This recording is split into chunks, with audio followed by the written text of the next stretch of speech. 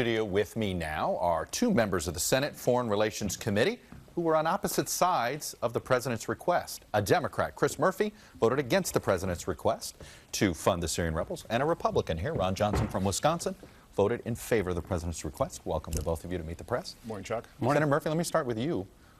Why did you vote against the president's request to arm these rebels? So I'm broadly supportive of the president's strategy. There's no doubt we need to have a strong response to ISIL. The question is whether getting involved in a very complicated sectarian civil war in Syria is necessary to the overall strategy. The reality is that over the last year, these so-called moderate rebels have been openly coordinating with Jabhat al-Nusra, which is a wing of al-Qaeda. It is likely an impossibility that they can effectively fight on two fronts against both Assad and against ISIS. And to me, the risk is that the United States begins getting involved in what may be a very long-term commitment to a messy civil war inside Syria. I think that with airstrikes in Syria, counterterrorism, and a focus on Iraq, you can effectively degrade ISIS to the point that you have the room for a political solution. I guess, Senator, I mean, that is, I've heard this concern. It's sort of if you fail, if the moderate opposition just doesn't work. Iraq, we spent billions of dollars in years training Iraq, and the first time ISIS came, they rolled over. So what happens? Does the United States have to then fill the vacuum if these moderates don't work? Well, Chuck, first of all, we have to recognize reality. And if you want to see what is going to happen in the future, you have to look to the past. And we've had testifying before our committee, and I've been talking to people behind the scenes that were involved in the 2007 surge. And back then, we were fighting 6,000 to 8,000 members of al-Qaeda in Iraq, and that's basically what what ISIS is now. Right, it's they're the success organization because we didn't leave a stabilizing force behind, so they were able to rise from the ashes. But back then, we had engaged about 100,000 Sunnis in that battle. We had about 100,000 Iraq security forces that were, once we cleared, we would hold, and they provided protection for the Sunni populations. And we had 160,000 American troops. Probably 35,000 to 40,000 of those were involved in that fight.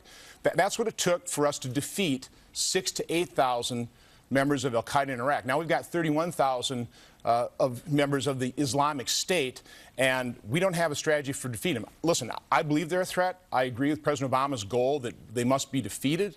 I'm just not seeing the strategy that's actually going to work. So you're open to the idea of keeping combat troops on the table, it sounds like. I'm the way you're talking about it. I'm no military expert. Yeah. I'm certainly open to doing what it takes to achieve the goal that President Obama has stated. We have to defeat ISIS because they've made their intentions very clear. We know what their aims are. They need to be defeated. Senator Murphy, you heard the question I had to Samantha Power about Ambassador Power about this issue of a vacuum in Libya. We were successful with the campaign to get rid of Gaddafi, and then with nothing there, chaos has ensued. How do you prevent that from happening in Syria? So we had Secretary of State Kerry before the Foreign Relations Committee this week, and 90% of the questions that he got asked were about the military strategy. This is the Secretary of State, the guy in charge of the diplomacy and the political strategy, which tells you where Congress's head is here. We totally misunderstand how you beat a group like ISIL. Military exercises are a shaping exercise to give the space in order to create political resolution there. And so our focus should be on enough military power in order to force changes on the ground in Iraq so that the Sunni moderates have a place to go other than ISIL. That's what we weren't able to do in Libya because we hadn't made the fulsome commitment to both a military and political strategy there. We've got to be able to do both of those things inside Iraq. Is the United States more committed to defeating ISIS than folks in the Middle East? It's hard to say, and that's certainly one of the reasons when I'm going up to the UN next week is I want to meet with every representative, every Arab state, to certainly make sure that they understand that the only way the American public will support the type of action we're going to have to take to defeat ISIS is they have to be visibly supportive themselves, both militarily and financially, to this effort, because in fact, they are more threatened by the Islamic State than we are, but we are under threat. And Chuck, it has to be pointed out, you cannot negotiate with ISIS. Their diplomacy consists of beheadings, crucifixions. We've heard of, obviously mass executions, and what they do to women is just, we sanitize it. We say they enslave women. No, the fighters that took over Mosul Dam, and I hate to say this, but people have to face this. There were 2 women bound. They were naked. They'd been raped repeatedly They were the spoils of war. That's who we're fighting right now, and we've been at war with this Islamic terror since 1993. We have to recognize it. We can't bury our head in the sands on this. Well, Senator, I mean, Murphy, that's the issue here. How do you defeat this ideology?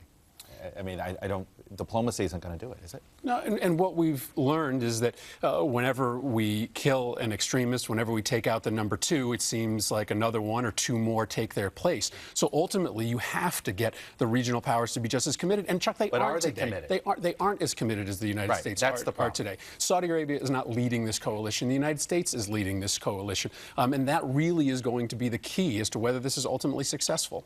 There are. Weird transition here, but there are 3 different bills trying to take away the NFL's tax-exempt status. I know where you stand on this. You want to see the NFL lose its tax-exempt status.